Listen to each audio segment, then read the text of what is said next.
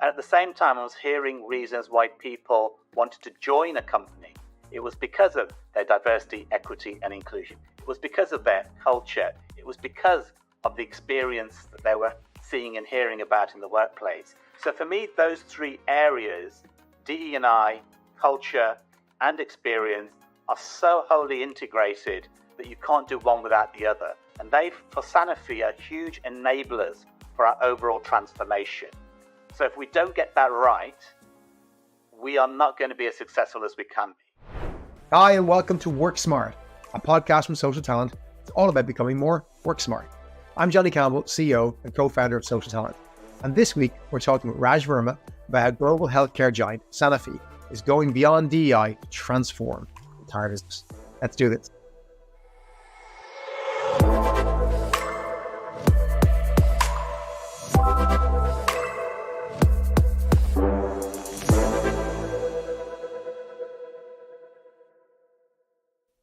Raj, you're very welcome to the show.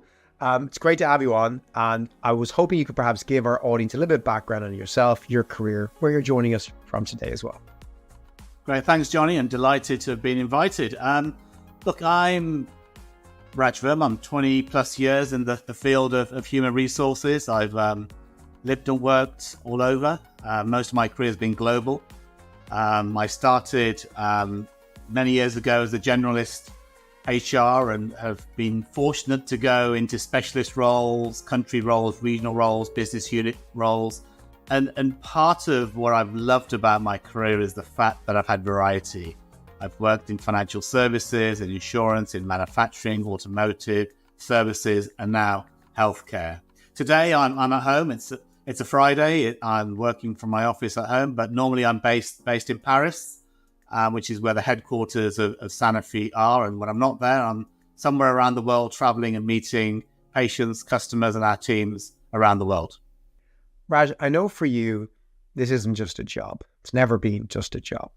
And as we're talking today about diversity, equity, inclusion, I know that's not something you just stumbled your way into. It's something you feel very passionately about.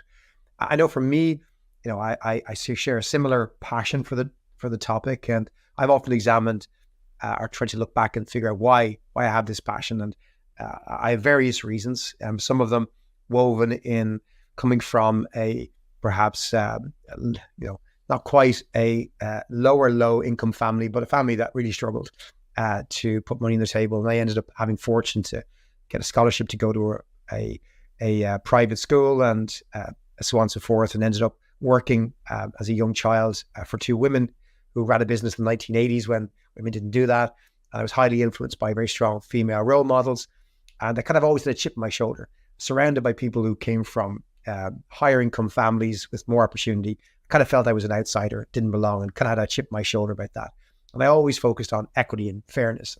I probably still today maybe go a little bit overboard on the equity piece, but that's me. And I've always pushed for that. And that kind of led me to where I am today and some of the agenda that I bring to the social talent curriculum. I'd love to know your story. I'd love to know if you've ever reflected on why you ended up in this role. Again, as you say, you started in HR. It isn't that you started your life saying, I need to work in DEI. But what led you to this, and what fires that passion in you to make this change?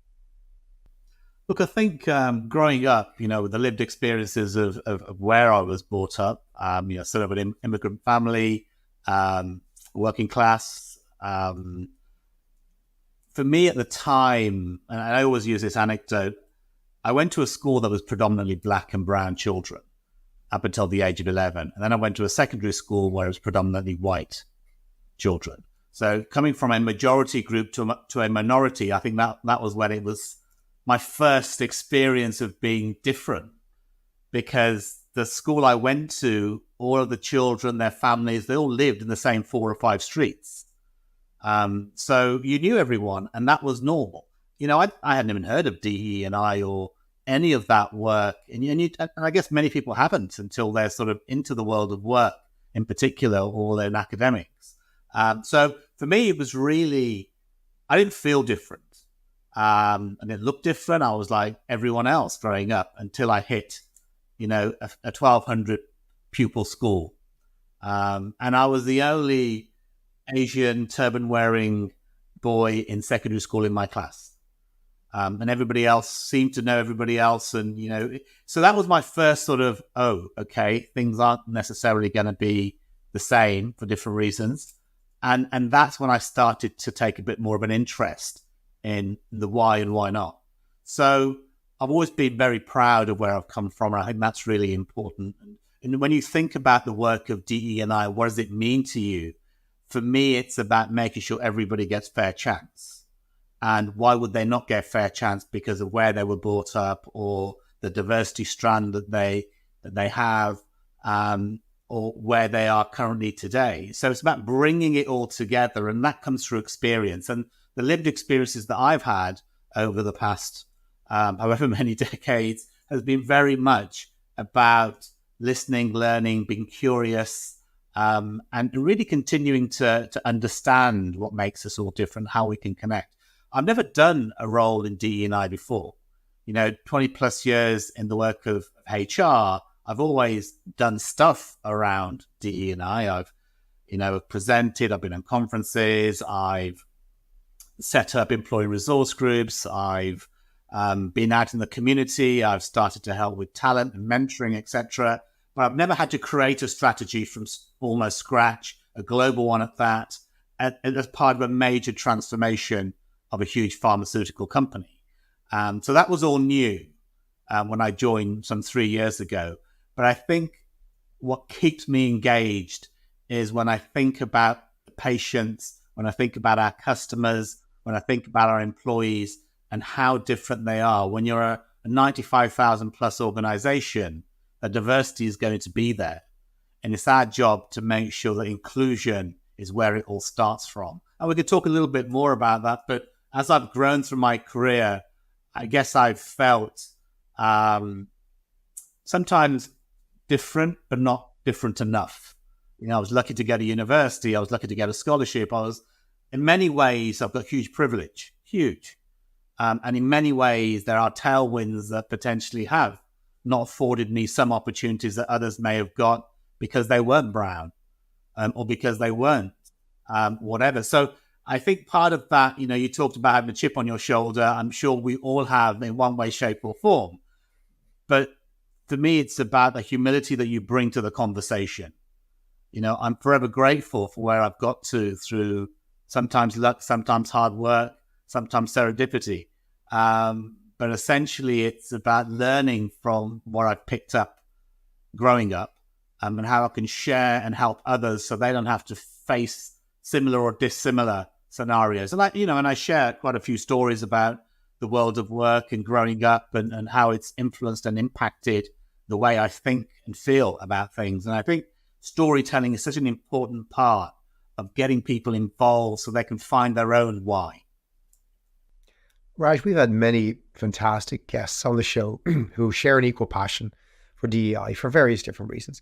And many of those folks hold senior roles as DEI officers, chief DEI officers, heads of DEI, etc., consultants. But oftentimes, despite their passion, the company they work for, even if they don't mean this, have DEI as a function to kind of to the side. I don't want to say a tick box, but not far off a tick box, driven by maybe an outcry from their shareholders or the public or gosh knows what. And then when times get tough, it kind of gets shrunk a bit and the budget gets pulled, but it's never really part of the business. I was most fascinated when we first spoke about how different Sanofi's approach to this seems to be. Could you tell me maybe the story as to where DEI fits in within the overall culture, business and structure and strategy of Sanofi and why that's different? Do you know, one of the reasons I joined Sanofi was my meeting with our CEO. And, he's a white middle-aged man. And, he's so determined to be a leader of an organization that is fair, that's equitable, that's open for all. And that inspired me, to have those conversations, which were, how serious are you about the work of DE&I? Where are the gaps? It's not often the CEO is going to be interviewing for a chief diversity officer, but the conversation we had was really beyond just DE&I. He joined in 2019 and he set the tone. And I think his leadership and executive mirror that tone, which is we are trying to integrate this into the everyday. So the work of DE&I for me in Sanofi is not about bolting something on. It's about building it in. And by building it in, it means that you're thinking about the policy, the process, the practice, and making sure you're creating it by design, designed around the individual, designed around equity, designed around the experience. So the role that I do in Sanofi, and it goes beyond just DE&I, it is also around culture. So I lead the behaviors that we're trying to really practice every day as part of our cultural transformation. But equally, it's about the everyday experience in the workplace and beyond. So as I was joining, we were sort of 3/4 through lockdown. And I was listening and hearing a lot about the reasons people were looking to leave organizations. They were leaving them because of the experience of DE&I. So you had the Black Lives Movement, the Me Too, all happening at the same time. They were leaving because of the culture of that organization, whether it was pertaining to flexible work or policy and practice. And they were leaving because of the experiences in the workplace that didn't resonate with them. And at the same time, I was hearing reasons why people wanted to join a company. It was because of their diversity, equity, and inclusion. It was because of their culture. It was because of the experience that they were seeing and hearing about in the workplace. So for me, those three areas, DE&I, culture, and experience, are so wholly integrated that you can't do one without the other. And they, for Sanofi, are huge enablers for our overall transformation. So if we don't get that right, we are not going to be as successful as we can be. And, my boss will always say to me that I've got license to interfere in anything and everything, because part of what my team does is to pull the red thread and see where that leads to. What can we do more or different? Looking at the different employee experiences and the moments that matter for individuals, right? It's a holistic approach. It's about connecting the dots. And that's really important for Sanofi, because what we're trying to do is to sustain what we're building, right? It's not about headline management. It's not about winning awards. It's about really ensuring that our people feel they belong. So we measure, we manage, we monitor, we engage, we co-create. We take a very agile approach to things. We're learning as we go. We're embracing technology and the digital experience. All of these things are part and parcel of the conversation I had with our CEO before I took the job, because it's a holistic approach that you have to take. These are not swim lanes, right? We're in a big pool and we've all got to figure out how the different levers move. So for me, taking on this leadership position at Sanofi was a huge honor because no one had done it before. I'd built a team pretty much from scratch. And really, when I was joining, somebody asked me, how many people have you got in your team? Because you've got a massive agenda. So I've got 100,000 people in my team, because every single person in Sanofi has a vested interest in their own diversity, the diversity of others, in the culture that they are helping create, and the experiences that they're helping make. So we're all one organization. So we think one Sanofi, and that's really important. My understanding is, Raj, though, this goes beyond doing the right thing.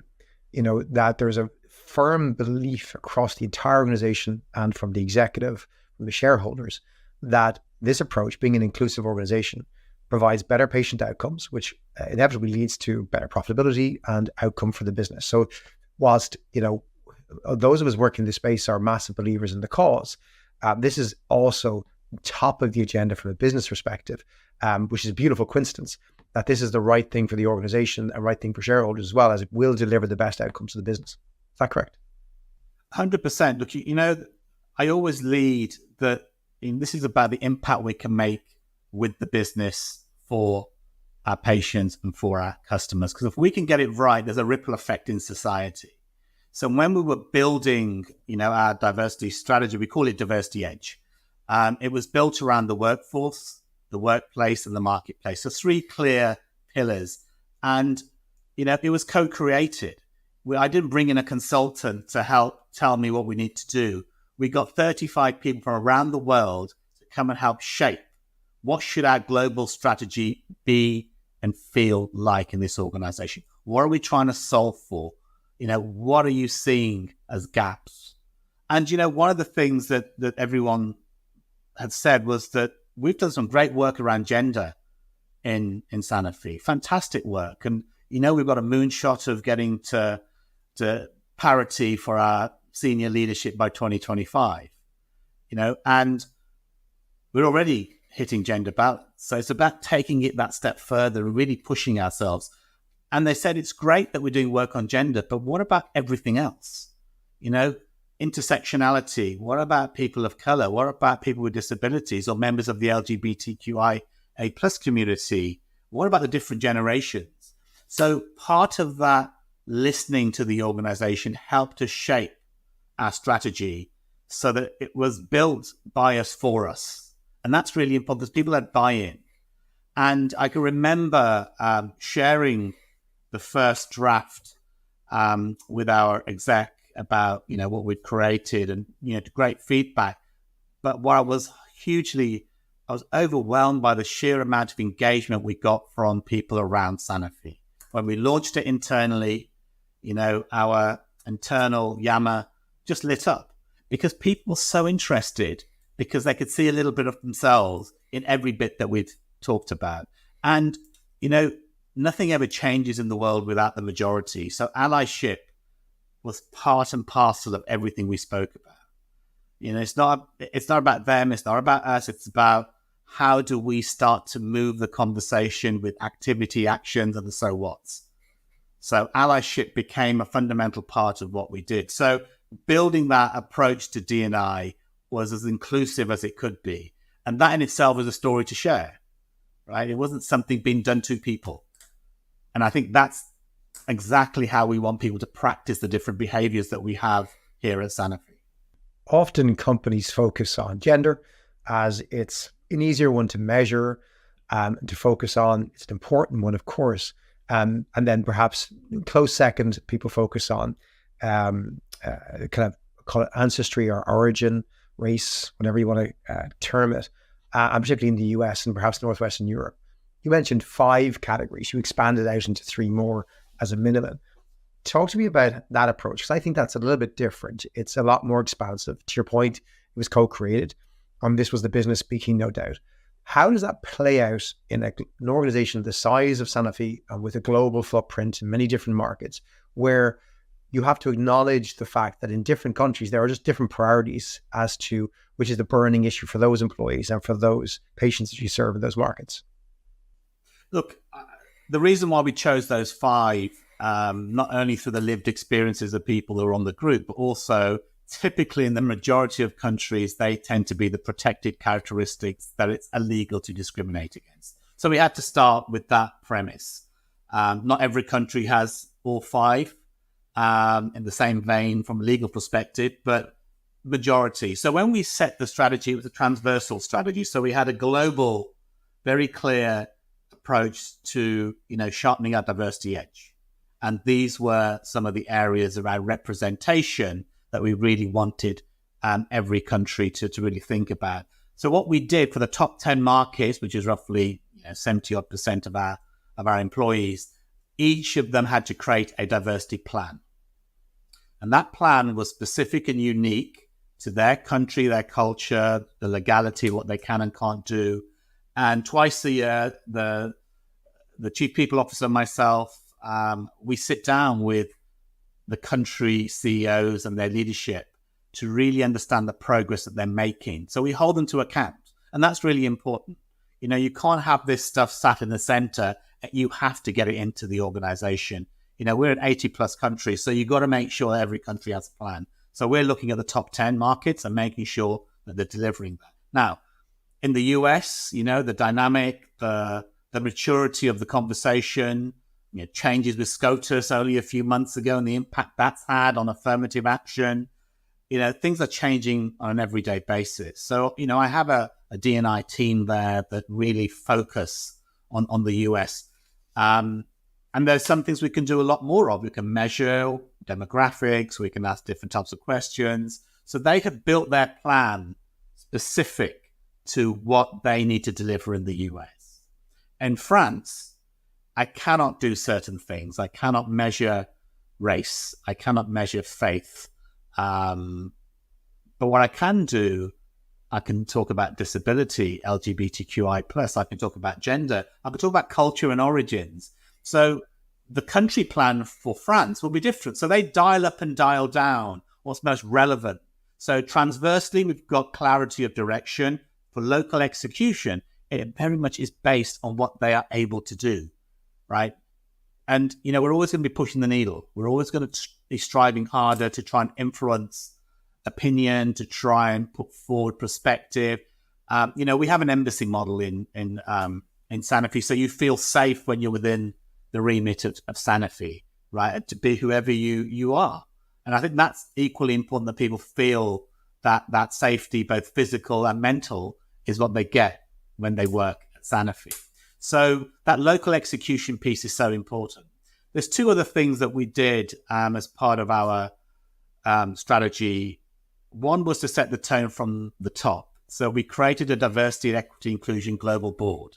This is the first in pharma because we've actually got external D&I leaders on that board as well. So I have our CEO, I have 5 members of our ExCom, I have one of our global ERG leaders on rotation, I have a young generation. And the whole reason we've done that is so that we can hold ourselves to account. We can bring the outside in, we can challenge ourselves and make sure that our strategy, the work that we're doing is progressing, as fast as it possibly can. We're learning from our mistakes and we're getting and really taking some leapfrog action by learning from other organizations. At a grassroots level, we launched last year a global ERG strategy. We had over 50 ERGs plus around the world. So we've again now got 5. And each of those 5 ERGs, which link to our 5 diversity strands, has an executive sponsor, right? So there's no one on our ExCo who is not taking a leadership role when it comes to the work of DE&I. And that was a commitment Paul, our CEO, had made. He said, every one of my team will be involved visibly around the work of inclusion in Sanofi. And they all are. So you've got the tone from the top with our board, D&I board. You've got the grassroots movement in the middle. You've got the global D&I team who are bringing everything together and working through policy, process, practice, and starting to really generate the dynamic that we need to keep things moving and joining everything together. And I think that's really important. Our ERGs, we've invested a lot of time to select the right leaders, the right deputies, helping them create a strategy, a plan, making sure that they've got that endorsement from their sponsor, giving them airtime, giving them the resources, recognizing and rewarding the work that they're doing.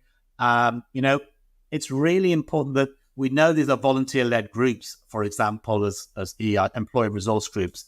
So there's so much more we can do with them, and the value that they bring to our organization is phenomenal, right? We can ask them about marketing. We can ask them about helping us with talent identification externally or going into the community, bringing forward ideas that maybe we haven't thought through yet. So they serve as a great arm of consulting for the organization because they have their lived experiences. And all of these things, when you start to link them up, make absolute sense because we're trying to move the tankard here, right? Sanofi is a big organization. We're halfway through our first set of transformation. It's called Play to Win. And it's really important that we do things in a sustainable way. We're being bold with what we're trying to do. You'll hear our leaders talk about the digitalization of being, the world's first fully digital healthcare organization and leveraging technology and AI, and really allowing everyone to feel that the data has been democratized so they can bring the best of themselves into the workplace, right? And all of these things, when we're thinking about them, we always go back to the why. Right? There's nothing that we will do that doesn't have a so what, and there's nothing that we do that we can't go back to say this is why we're doing it. And that's really important to be taken really seriously as a business transformation, not just DE&I work. I love your analogy of an embassy. I think that's fantastic. Very difficult to do in a company that operates in 80 countries with very different legal responsibilities and requirements in those regions. But notwithstanding that you're an organization of nearly 100,000 people, you've also brought in some fantastic change in real policies that really matter to people, not just in markets where perhaps it's expected or mandatory, but across the business. I wonder, could you discuss some of those big initiatives? I think there's something to be very proud of, and they're not usual in a company your size, Raj. No, I think we're super fortunate that one of the things that we think about is the consistency of the employee experience, no matter where you are in Sanofi.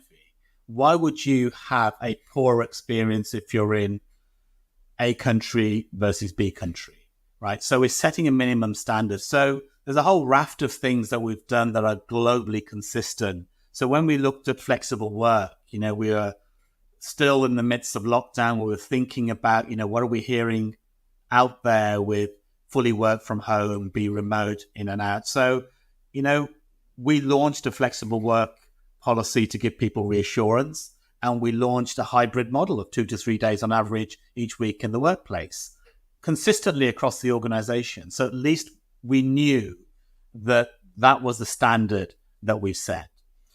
Things like pay equity, we have a global approach to pay equity with local tools for countries to determine where and if they've got gaps and how do they bridge those gaps for anything that they find. And that, again, is consistent in terms of approach. In fact, for a global gender plus ERG, the genesis of our parental leave policy came from there, right? They were looking at how we could do something in Europe. And actually the question was asked, well, why Europe? Why not the whole world? So we tested and we worked through it. We got the right engagement and we launched our very first global 40 weeks parental leave, regardless of your family makeup. From day one of joining Sanofi, you're eligible, right? In any country in the world. And we learned from that. So, for example, because I treat everything as a business project, I think about the KPIs and how do you know whether you've been successful? Because there's a little point having a policy that nobody uses. So we measure how many people take parental leave and, we have a quarterly dashboard and we make it quite visible. One of the things that we learned was that even though men could take the full 40 weeks, they weren't, right? So the question then becomes, why aren't they taking the full 40 weeks? So, we then deep dive and try and help with awareness and education and reassurance.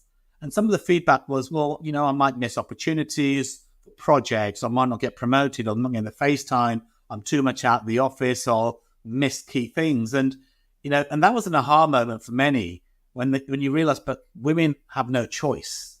If they're going, they go for 3, 4, 5 months on maternity leave.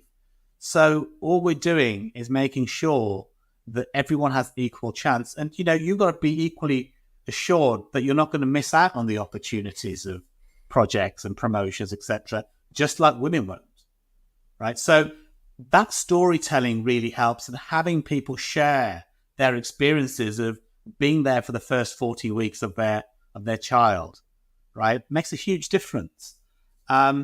Accessibility, another big one that we'll be launching later this year.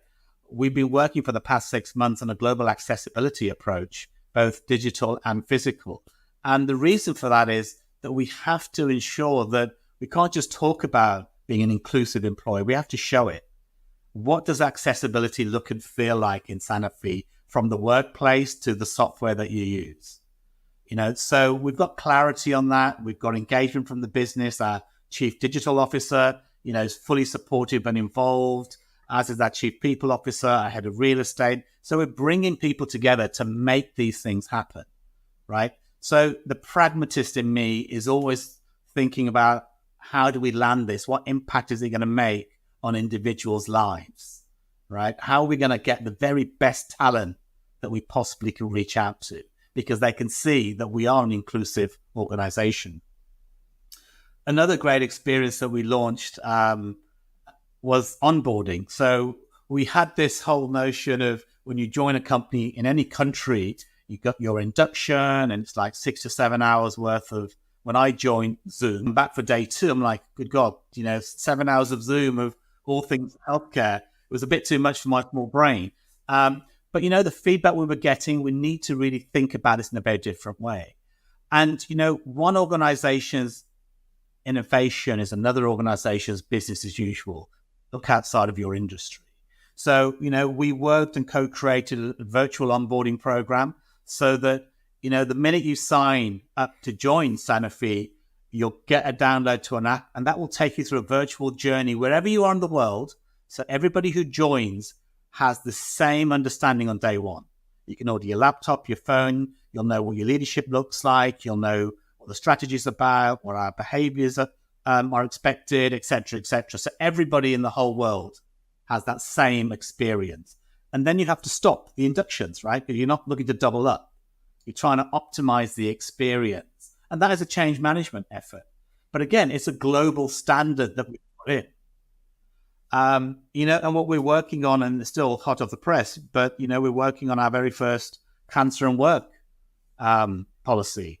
So being a healthcare company, we have to think about the healthcare needs of our employees. So we will be launching earlier next year. We've just shared it internally this week to huge interest and engagement about creating benefits financially, support emotionally, creating affinity groups, giving people reassurance, whether you're a patient, a caregiver, or a manager of somebody who's impacted by cancer or other critical illnesses, that you have the same across the whole world. You don't get more in one country versus the other. So again, we're raising the bar, because that is what being a bold organization is all about. You've got to take risks with policies and process and practice, but you've got to listen to what's important to your employees and to your teams. So you'll hear a little bit more about that in January, February next year. But these are just examples of things that when we're building anything like this, we co-create it with the organization. And we have a very clear thread that goes throughout, and that's to ensure that there's a consistency of experience for every Sanofian in the organization. I know, Raj, you've done more than even those examples, and change hiring processes and interview panels and lots more change to make a more equitable organization. As commendable. When you look to the future, when you look to the things that you just probably aren't going to get around to before 2025, or you just look in the wider business, maybe outside Sanofi, and you look at what organizations generally probably should prioritize. What are the big topics? What are the big kind of mountains to climb, in your opinion, for not just Sanofi, but any organization looking to be more equitable, looking to get the advantage out of a more inclusive organization? What are the other big things that you think need to be fixed or improved or made more equitable? Look, I think there's always a new issue every single day around something that you have to be on top of. So you have to be tuned to what's happening to the world outside, the social impact, the different things that we learn about different abilities, disabilities, different diversities, and how do you keep on top of that? And that's by being connected to what's happening around you. I think, the world of digital and AI is right here. And how can we leverage that to ensure that, we're deep biasing any of those algorithms and nuances that are there that maybe we haven't quite thought through? What does that look and feel like? The feeling of belonging, the work of DEI is never going to stop. It's continually part and parcel of your everyday growth as an organization. Your culture is embedded in your organization, and the work of DEI is a big enabler of that culture. So you can't take your foot off the pedal ever. Right? So this is work that's never going to be finished, because there'll be iterations of things that you have to keep thinking about. Right? So, when I saw somewhere, the organization of a manager who's got maybe three bots working for him or her, and two people sitting next to each other, and somebody remote, and, that world of work could become a reality.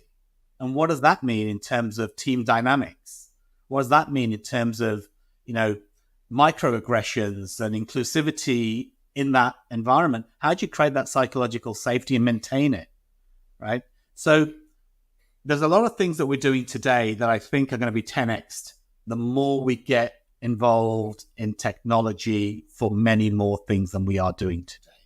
That for me is the biggest learning I think we need to be totally cognizant of. And again, it has to be led through the people experience, because there are some things that you could do, but you wouldn't want to do, right? And other things that actually makes more sense to automate. And what does that mean in terms of reskilling and the different generations? So demographically, we know that we're going to, at some point, switch so far to the right. Retirement may be a very different perception in the future, right? So when you hit 65, 67 or whatever age in your country that you retire, I'm not so sure that's going to be the case. And I think the third career is going to be a key part of how you grow and get the best of everyone. So I think there's a technology aspect, there's a social aspect, there's a political aspect, right? You know, the work of DE&I is polarizing. We see that in many countries around the world. So how do you start to engage in some of those conversations and the social issues that are out there? You know, and then you've got environmental. There's a lot of work that we do in D&I that's connected to CSR and that social responsibility, the S of ESG, right? How do we make sure we're far more prevalent? You know, last year, Sanofi had their very first ESG or CSR Investors Day, and a quarter of that was dedicated to DE&I work because it's such a big part of the S. You know, and I think there's a huge interest, but we have to be able to storytell what we're doing, why we're doing it, how it's going to ultimately support our purpose of chasing the miracles of science to improve people's lives. That's what we're all here to do. And I think everything we do has to ladder up to that. And we have to make the experiences that people have the very best that we can. And I think all the work we do today will just be amplified in a slightly different way every year, every decade, because the world's changing around us and we've got to be right at the top of the curve on that. Raj, I've loved hearing the story, your passion, insights, and just the kind of direction you see it going. Amazing. Folks might think about, oh, we fixed this, we fixed that, but you're right. There's so much that's next, that's on the horizon. It never stops. This challenge of bringing equity to the workplace is in a workplace that's ever changing, constantly changing around us. There's constantly new challenges, but no doubt you're up for the fight. Raj, we've reached the point of the show where we run you through whatever quiz the social talent team has cooked up for us, which I have no idea what to expect today. They're changing every week. Are you ready to go? This could be painful, but I'll give it a go. Let's do this.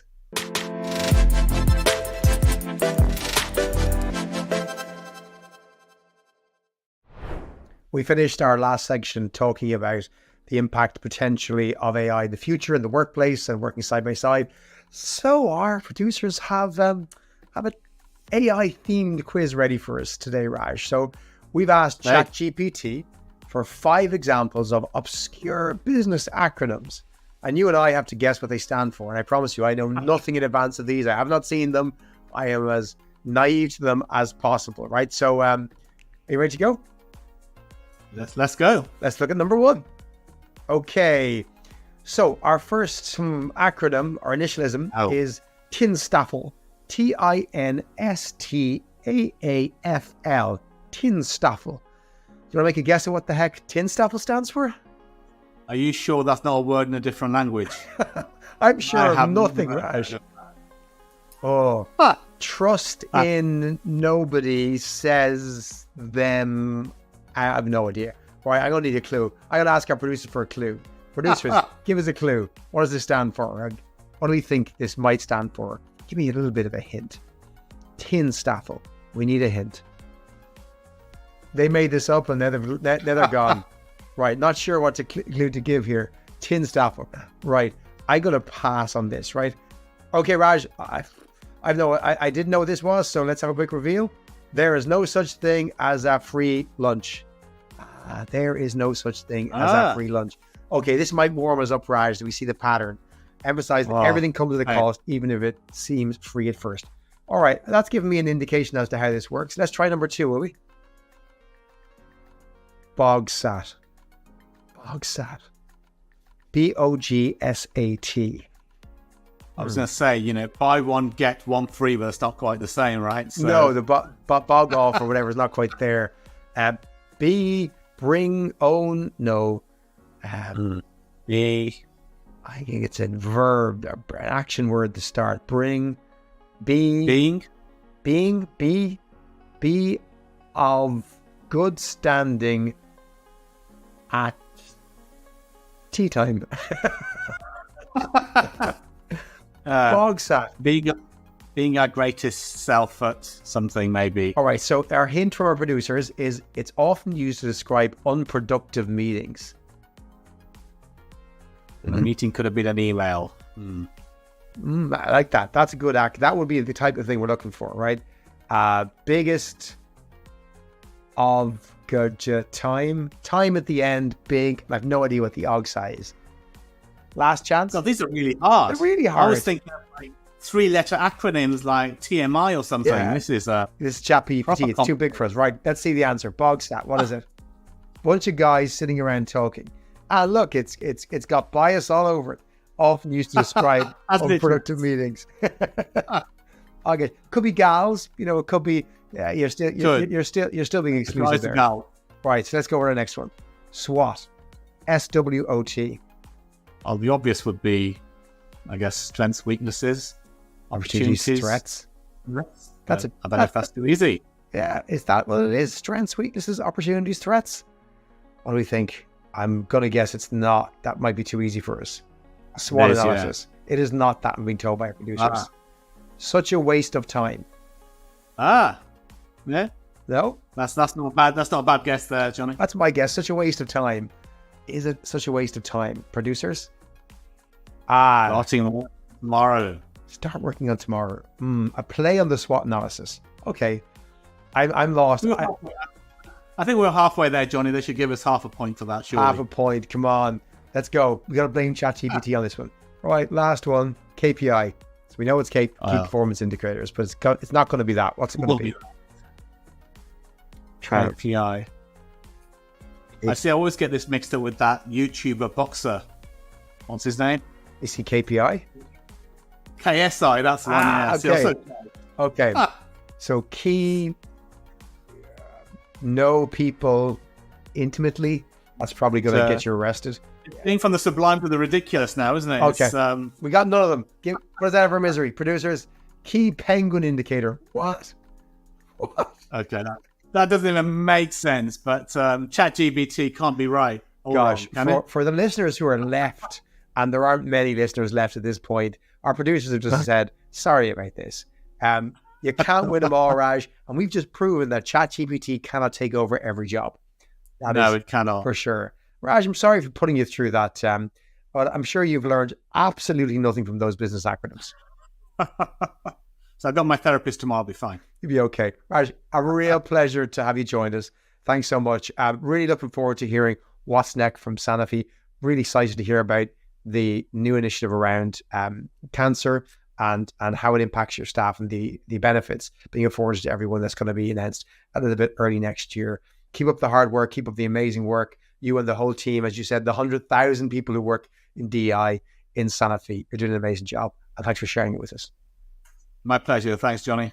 And thank you for joining us this week. We'll be back in 2 weeks with another great show. Until then, make sure to share this show with a friend and spread the love.